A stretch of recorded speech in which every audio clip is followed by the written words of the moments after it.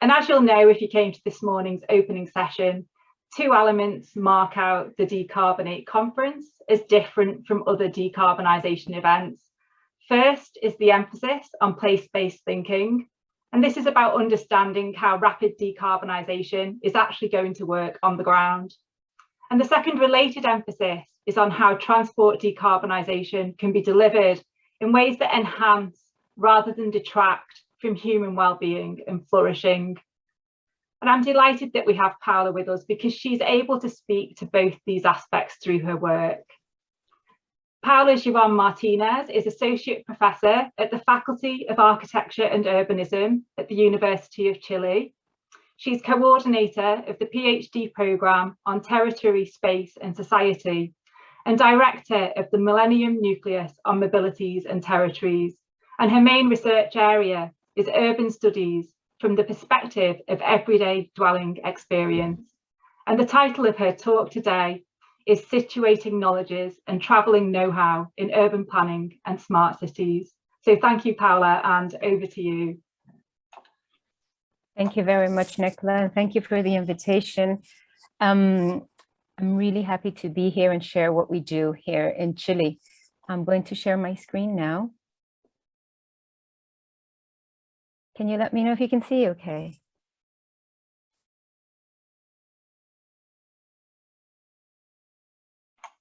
Yes, thank you. Okay, so what I'm going to talk about today has to do with how we situate knowledge and traveling know-how in a place-based decarbonization era. And I'm going to talk about what we see in the context of Chile and Santiago in particular. And what I'm going to talk about is first, how we see and how we see urban narratives and urban futures, and how situating knowledges can help us to understand what's going on in terms of sustainable technological innovation narratives that are going on today. And how do we respond to these? And I'm going to show three narratives from what we see in Santiago. One has to do with public space interventions. Another one has to do with electromobilities and recycling initiatives. So first, why are we looking at urban narratives? And in the realm of urban planning, narratives are important as a persuasive and a constitutive way of thinking about the future.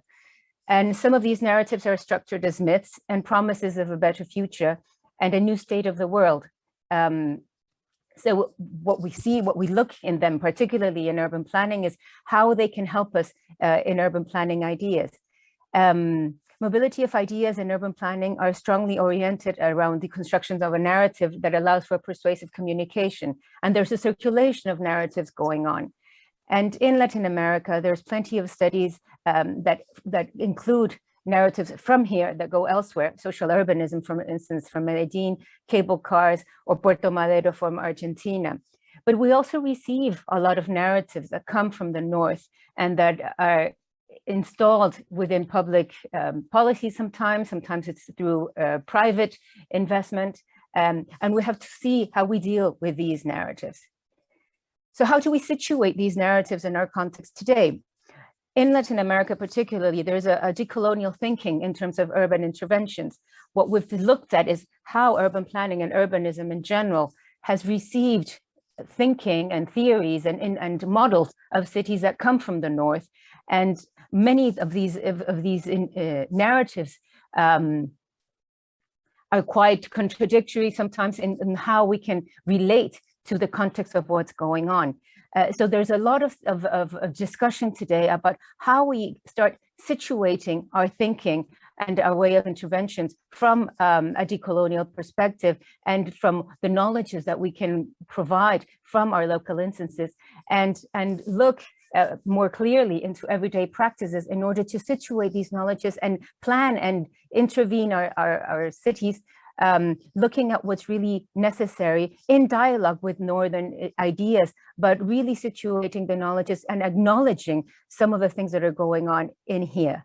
So in this context, we look at the context of territories and see them as relational, meaning that what happens in one area always impacts other areas, but also people are really linked to these territories in a dynamic as a mobilities kind of way. We move around the city. The territories are in constant transformation. They're multiple, meaning that they're experienced by multiple people in different ways.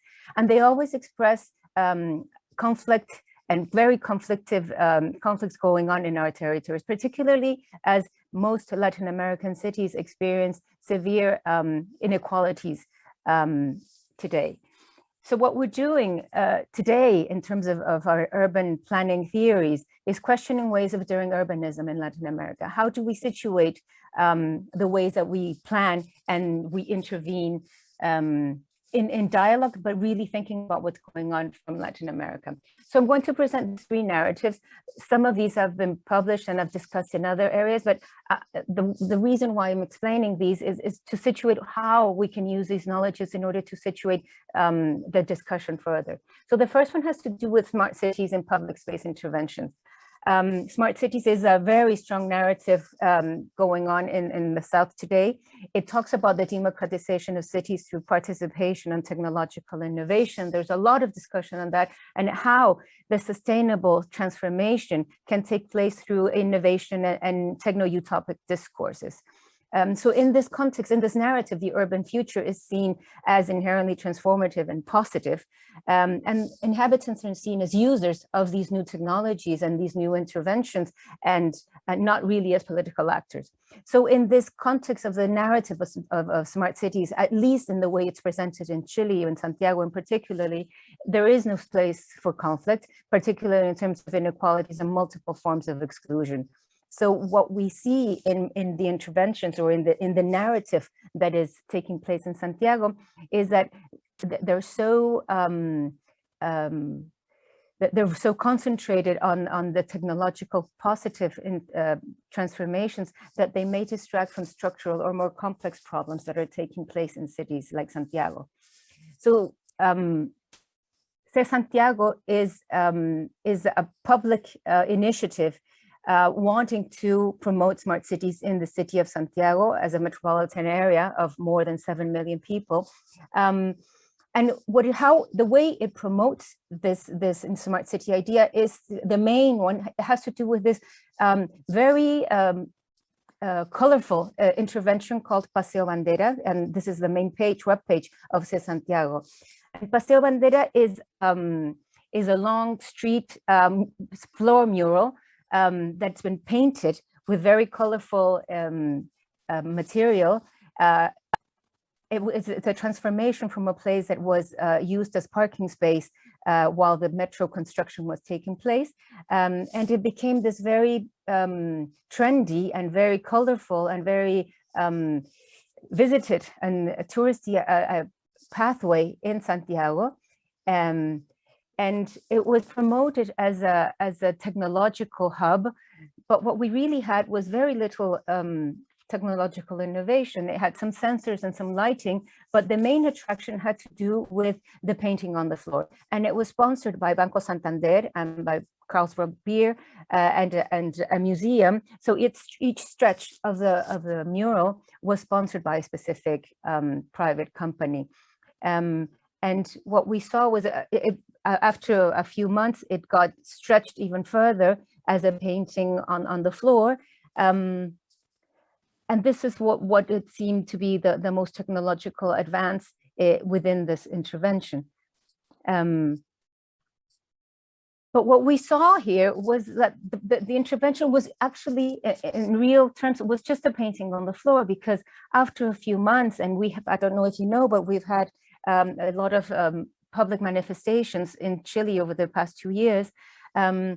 And what remained after this intervention was just the painting on the floor, and it was scrapped, and none of the technological interventions really remained. So we do have some cars started using the space, and this idea that was presented as a smart cities initiative in terms of its narrative was actually not really a very innovative and very technological advance. And it was promoted as the change in terms of smart cities in Santiago. But what we see is that it was a placebo kind of intervention. It was placebo as it disguised something that needed to be or had to be or was presented as very technological and very democratic and quite sustainable, but it wasn't. It was actually just a painting on the floor, very nice, but it wasn't what it promised to be in terms of sustainability or something new. While many other things were taking place in the city, many other interventions in terms of, or were required, but were not really taking place. A second narrative has to do with the sustainable mobility and electromobility in Santiago as well. And this has to do with understanding the sustainable mobility model which seeks to invert the mobility pyramid, placing emphasis on active modes in terms of emissions, as well as health, equity, road safety, investment. And then what we see in this narrative of sustainable mobility, at least the way it's presented in Chile and in Latin America, is that it mainly analyzes modes of transportation, being private cars or buses or walking or bicycles. And in this context, it doesn't really understand what takes place on a place-based analysis, as this session wants to talk about, but it actually just looks at the modes. And in this case, the electric vehicle is seen as a solution to sustainable mobility or to carbon emission in the city of Santiago. What we want to see in this narrative, or the way it is presented, is that there's zero emission. There's a reduction in CO2 emission and a noise reduction, energy efficiency. It favors energetic independence, low maintenance cost, contribution to intelligent technological systems. And in case of Chile, it's presented as a motor of economic development, as we're major producers of copper and lithiums required for the batteries. But when we look at the life cycle of electric vehicles, we see that it's made up of a complex system, made up of the fabrication, the operation, as well as the recycling of the batteries that take place. As I mentioned before, Chile is one of the major producers of lithiums in terms of our mines. And in the north of Chile, we can find the pools of lithium production, mainly located in the Atacama Desert, where a lot of indigenous communities live as well. And what has taken place over the past few years because of the extraction of lithium is different things. So these are the pools where lithium is dried up and produced and extracted in the north of Chile, and then it's fabricated. But what we see is that these pools generate a lot of damage in the areas where it's extracted, and also a lot of damage to the ecological system. And what we've also found that there's a lot of people protesting against lithium. Some of the messages here say hunger, lithium today and hunger tomorrow. The amount of water that is required for lithium to be extracted is enormous. And we have a lot of communities that have been just dried up in the north of Chile, and many of the indigenous communities are protesting. And we're seeing a fast pace of desertification. Although it's in the desert of the country, they've depleted the underwater rivers that are going underneath the desert.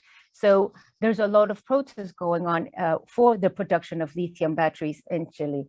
And then also for the operation, 40% of the source of lithium comes from thermoelectric plants, which we have in Chile as well. And then when we look at the operation, what we have in the case of Santiago is that it doesn't really solve the major problem that we have in the city, which is congestion. So it replaces a car for another car, and it maintains, or what we will have now is an electric congestion. And what we're looking at is also the demands in terms of charging infrastructure in public spaces. The way that these cars need to be charged will inevitably reduce public spaces for pedestrians and for people using the city, and the use and place them for cars to be charged. And then in terms of waste management, only 5% of the batteries are recycled worldwide. And what are we going to do with the conventional scraps of the conventional vehicle scraps? As in Chile, we're not allowed for reconversion to electrical vehicles. So when we look at the possible solution that electric vehicles can have, we think that it's important to look at the overall life cycle of ion lithium batteries and see that it might have other impacts. And what we're dealing with here is that it might be helpful for some countries to completely change to electric vehicles, but it won't be, it's not necessarily so for everyone that will be using them.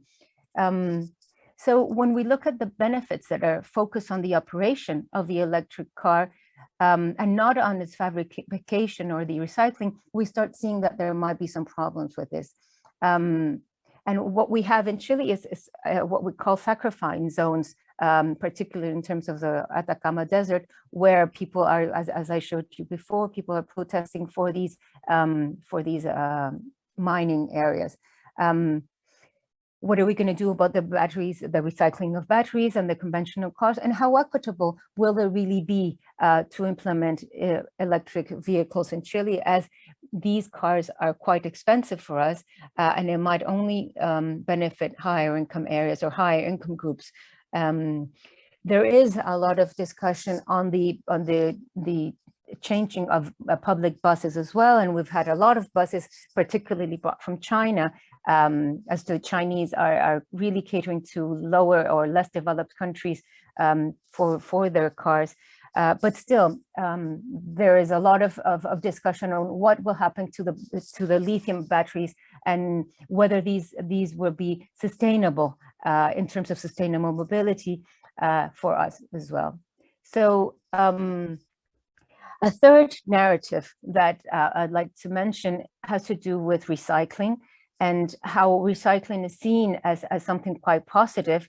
And what we've had in Santiago is the promotion of technological innovation through and recycling through apps, through applications. So in the same context of smart cities, recycling has become quite important. And what we have is these recycling applications that our government supports and promotes the innovation in terms of applications, of creation of applications by young entrepreneurs, and they finance the elaboration of these applications. But what we have in terms of the applications is applications that arrange for picking up material in specific areas, particularly at homes, but they operate only in certain areas of the city. Particularly in higher income areas where people recycle, actually, or they might be more prone to recycling. And these applications are geared towards glass, metal, plastic, and cardboard, but not necessarily larger items that might be more environmentally damaging that require recycling as well. But what we also have is a limited recycling capacity. So although the capacity that we might have for recycling is not enough for the type of recycling that we need. So what we encourage, or what we are discussing here, is how do we reuse knowledge on recycling? Chile is known for low-income people that have a system of recycling cardboard, but also a lot of people that move around recycling. So I'll show you the case of Oscar, who lives in a lower income area of Santiago, and he goes around in his little converted tricycle, motorbike, and he moves around the city in a specific area of the city, picking up pieces that people are throwing away. For instance, he picks up a washing machine, and he has a specific view of this washing machine. He knows that there's a wire that might go somewhere, that some pieces might go elsewhere, and he knows exactly where he can take them and who might need them. He goes around, he finds wood, by the smell of the wood, he knows where this wood could be useful for and who could be using it. He goes around the city, he knows where to go, he knows where to turn, he knows where he can go in the morning, where he can go in the afternoon. He sees pieces of computers and other machines that he sees during the day, and he sees where these specific pieces can go throughout the city. Parallel to this, he phones people and tells them, well, I've found this washing machine, I found this piece of copper, I found this piece of metal. Do you think you need it, or where can I take it? So throughout his travels in the city, he's also distributing in his mind, which he will have to deliver later on, pieces of the machines that he finds, and then he goes to a specific place. He sells in a market close by to his house, and he sets his shop there where he can sell his pieces. But he also delivers. He picks up and delivers to different areas of the city. So this type of informal kind of work is something that takes place in Santiago constantly. Yet this knowledge, this territorial knowledge that Oscar has, and his knowledge of how to dismantle each one of these pieces of machines, is a type of knowledge that is not really captured in the applications that are created. So his reuse practices and knowledges and strategies that he has, this is Oscar, he's 53 years old. He's the eldest of 11 children. His father taught him how to sell. When his father died, he worked with his mother selling in markets. He first sold herbs and vegetables. He'd buy at the main market and then take the vegetables in a car to a local market in his neighborhood. He's worked as a miner in different factories and as a truck driver. And he knows he could go back to the big market, but he likes going about the streets. And he says that I became interested in rummaging because I was broke. I started consuming, I lost my wife, and I was left in the street. I fell in the hospital, and when I got out, I was offered a tricycle for 15,000 pesos, which is about $20. I took a tricycle and I was called from a nursery. They gave me a boiler that wasn't working. They fixed the screw and it worked. I sold it in the street market and I got it 180,000 pesos, which is about $230. That's how this started. All my life, I've worked in markets selling since I was a kid. So he has this knowledge of how to sell and where to sell. And he has also converted his little tricycle. Oscar moves in a motor tricycle, La Cholita, he calls it dearly. It is a vehicle that he adapted himself, combining parts of both modes of transport. The motorbike was crashed and he bought the tricycle for cheap at a scrap garage close by. He used the tricycle with a motorbike, and a welder friend fixed it. It was crazy. The front of his tricycle was a place for loading the things that he picks up. Cholita has carried up to 400 kilos in weight. It is his means of transport to moving around the city looking for recycling pieces, mainly in the southern Santiago area that he defined as his perimeter. Around the district of San Joaquin, San Miguel, La Cisterna, and San Ramon, he also goes to the Franklin sector, which is a place where people sell used things. And this is his machine. This is the piece that he uses for picking up and also delivering the big pieces that he is carrying around. So these three narratives help us to think how we can start looking and how we can start rethinking the place-based decarbonization, particularly thinking of what is happening in Chile. What we're seeing is that sustainable thinking in Chile is not really constructing a new problematics about the city, but offering partial solutions to partially defined diagnosis, neglecting local knowledge and needs. What we've seen since the beginning of the mobilizations over 2 years ago in Chile is that we have missed out and we don't really understand the territorial problems that we're facing in our country. And we've always depended on expert knowledge, being Chilean expert knowledge or expert knowledge from elsewhere, either multinational companies or financing institutions or the United Nations or academia particularly. And what we're saying is that sustainable thinking can contribute to rethink urbanism as the way we're intervening here, but it requires rethinking how the problems are identified, going further than simple solutions to predefined problems or problems and solutions defined elsewhere. So in terms of, for instance, smart cities as a global trend sometimes it's not really what we're needing. And some of the ideas that come with smart city might be quite useful, but not as a predefined solution. And it's particularly clear with electric vehicles, as they're defined as solutions to decarbonate worldwide, yet we don't know whether it might be the best solution for the situation that we're dealing with here.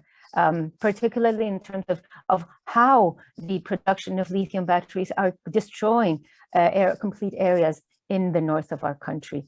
And we don't know how to solve the problems that will come afterwards. So it might be a good solution, but we're just not, I don't think we're ready yet to see the implications that it might have. So the sustainable narratives that are being promoted, we see it as a placebo effect. We see that they tell us that we'll have a promising and innovative and technological future, but they actually deviate from structural problems and make us believe that cities are actually undergoing transformations when in reality they're becoming more congested, more uneven, and providing profits and benefits and privileges to very few.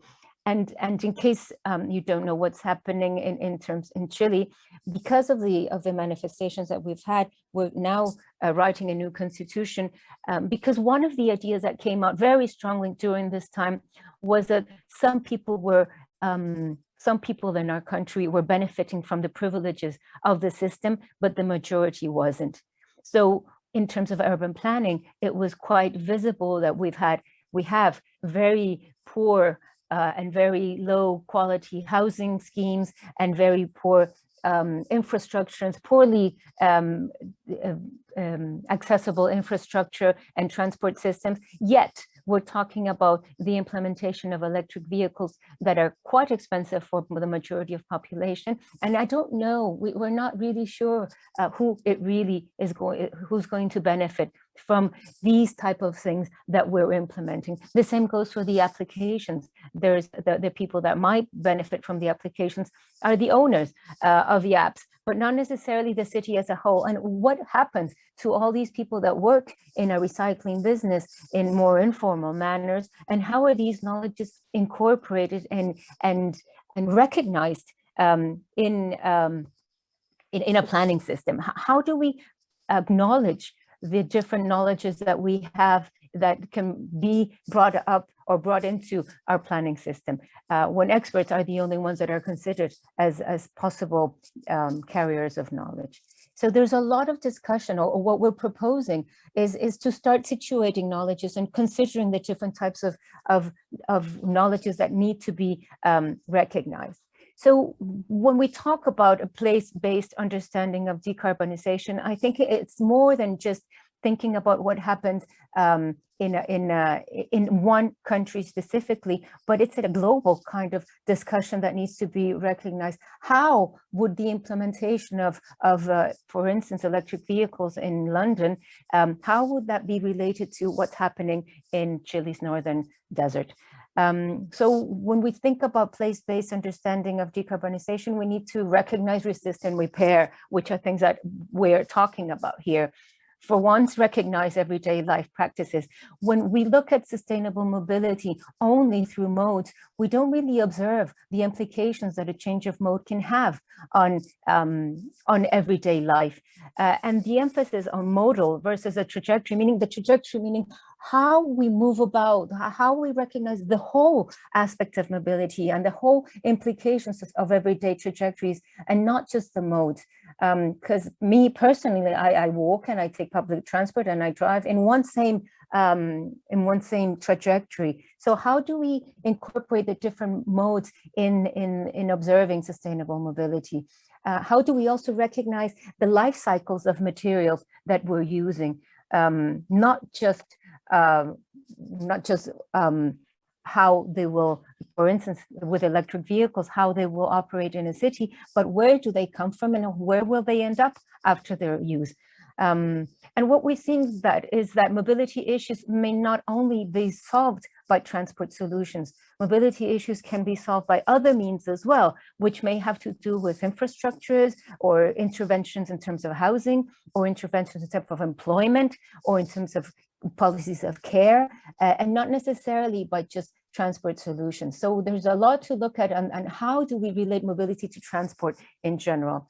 And how do we recognize as well the multiple situated knowledges that we need to take into consideration in order to modify a big change in terms of behavior? We're trying to change these decarbonization implies that we have to change everyday practices, but how do we recognize these practices when we're not all ready to change into, for instance, electric vehicles, or into an application that can solve the recycling situation for some, or in terms of intervening public spaces that might not really bring all the positive results that we might be expecting. There's also a need to resist. There's a lot of resistance to change, and there's a lot of these resistances that need to be recognized.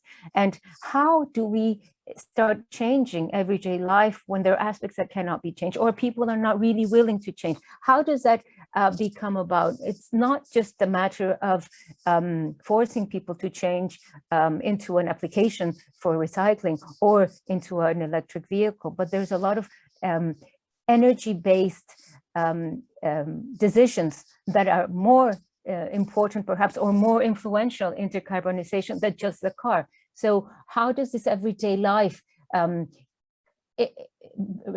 become involved with all the decisions of energy decisions that we take on an everyday basis? And then finally, there's a need to repair.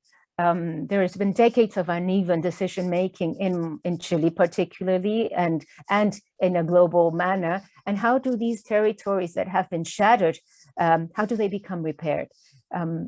We have large areas of indigenous communities that have no water today, and they have to move. And we've had massive migration due to climate change and the desertification of our country. And what are we going to do about these? Some of the experts suggest that we just move south and start planting grapes in the south and produce wine in southern areas. But what happens to these areas that have been shattered and have been left without water? What are we going to do about that? And how do we change from more efficient kind of practices and more technologically advanced practices to more caring practices? How do we go back to caring about those who are living in these areas and those who will be forced to change their everyday activities? And how do we bring caring practices into this? And also, how do we reuse as a way of repairing? As this man, Oscar, was showing, how do we start reusing some of the energy that's already been created and find other ways of creating and reusing energy that it's not bringing about a new vehicle or a new application or new types of technologies that might not be quite as useful? It might sound as though we're not really looking at or against new technology, but it also has to do with the amount of capacity that we can have to creating new technology. And it becomes quite obvious with the electric vehicles, as we're going to ask the majority of our population to change cars, but we don't have a solution to what to do with what's going to be left over with the old cars, and where are they going to be disposed, and how are we going to get rid of them?